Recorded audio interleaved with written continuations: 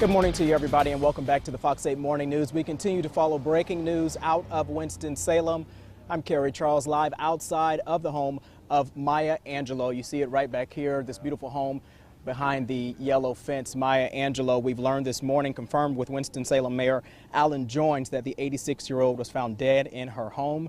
You've been hearing a lot already this morning about her. She was born in St. Louis, raised in St. Louis and Stamps, Arkansas. Of course, a professor at Winston-Salem at Wake Forest University here in Winston-Salem, an American Studies professor there. A lot of people already sharing their condolences on social media about her, and of course, sharing her quotes, her favorite quotes, some quotes that they have. Just a couple that I wanted to point out to you is one of my favorites. It says, "Instead of pretending to be ignorant, it would be wiser to pretend to be smart. It costs the same thing and something might accrue to you." She also said that when you get, give, and when you learn, teach. A lot of people sharing their thoughts and memories of Dr. Maya Angelou. A number of people sharing great memories of her. And just want to touch on a couple of things.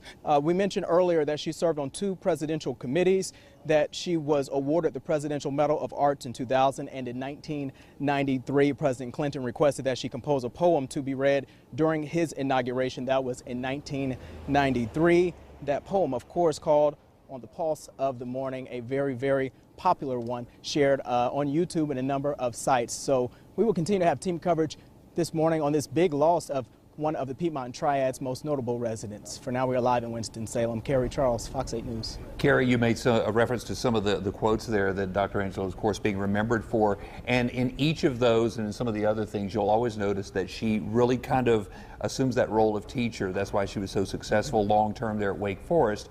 And people learned from her writings, and she was always very, very sharing, very giving, that sort of thing.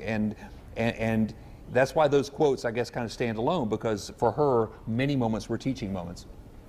Yeah, a lot of moments, teaching moments for sure. One of the things in the biography that I watched about her was when she brought her mother here to Winston-Salem, and her mother was ill, and she cared for her mother through her final years. And she said one of the things that she did was taught her mother and told her that if she felt like her work was done here on earth, she was set free and to be able to go on. And Maya Angelou spoke a lot about allowing people to use love to liberate others and to make this world a better place. And as you said, Brad, a number of positive messages. I mean, you talk about a great teacher. She did this not only in poetry, but in film, as well as in the classroom and on stage.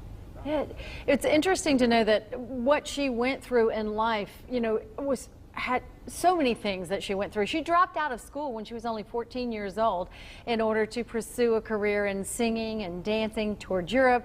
Then she decided to go back to high school, got her diploma, had her son, and it was as a single mother, she said, that she learned some of the greatest lessons in life.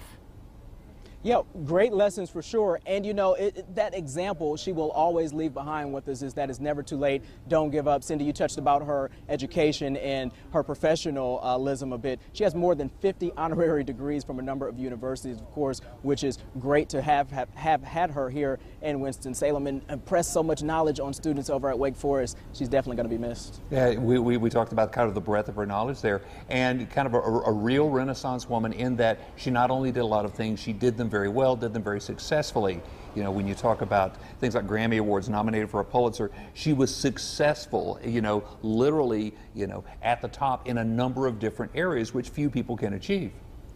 And that's for sure. You know, I heard you all speaking with Julie Grant just a short time ago about her interview with Dr. Maya Angelou, and she was just saying that spirit that she had, how warm it was. I remember when Julie came back to the station, she was elated and just went on and on about the energy and the positive vibes she received. And, you know, you can't find people like that, you know, who you don't know and you truly connect with. I've never met Maya Angelou. I've been, I say, a student of her since I was a child, and my parents growing up having us read some of her poems and her books and talking about her different stories and seeing clips of her plays. It's amazing the things that you can do in life in such a short period of time. She truly left an impact on this world. You know, a lot of people that have been talking about her passing on social media said that her work can't be described by one word. There's no true description, but I think grace. She was so full Absolutely. of grace her entire life. Carrie, we're going to let And you you know, go. Cindy, the thing about that, people can always, they can go to any Maya Angelou poem, they can pick a poem. I remember from my mother, it was Phenomenal Woman. I remember growing up listening to Still I Rise, and you know, those things, they stay with you throughout the years. Carrie, we're going to let you go for now. We'll have a full wrap up today at noon. Once again, the death of Maya Angelou, our top story today. We'll have more online at myfox8.com. We'll see you at noon.